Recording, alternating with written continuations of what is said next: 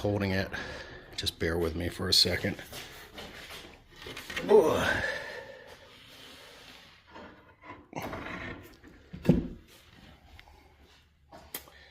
And there's kind of the fruit of my labor for yesterday. Now, I recommend a burner set of hinges because you're pulling these in and out. Mine got beat up quite a bit, so I'm going to replace these.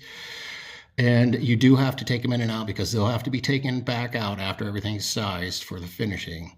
I will not leave them in for that. So that's basically it in a nutshell. Here, I'll throw it back in there. I talked on the previous video about the mounting mechanism I'm going to make for this. And I think it'll be nice for the client because this is heavy, believe it or not. And there is probably about, you know, that much that'll come off each side, and that'll help cut the weight down. But Wenge is a super dense, hard, exotic wood. Oh.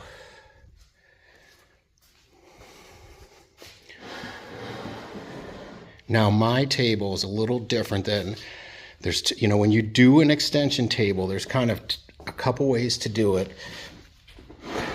One way is to, when the top opens,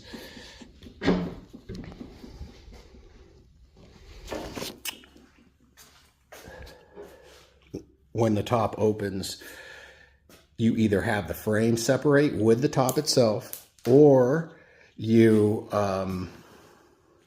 just have the top open itself. Now, most times when you have the top open and the frame's connected, this butterfly leaf, and I've done a version of this, this butterfly leaf has to open up, and then it has to have a subfolding part that connects to the lower rail, so you don't have a big giant gap where you separate your frame. I did a cherry round dining table that had that. It was quite complex. It's a little bit more complex than this. And then those had to have pins that lined up into the rails themselves. So in this time, I'm not going to split the bottom. I'm going to keep the bottom stationary, and I'm going to open the top with a really unorthodox method. I'm going to use stainless steel and aluminum and these square block bearings, essentially. And they'll be mounted to the top, and that's how the top will open.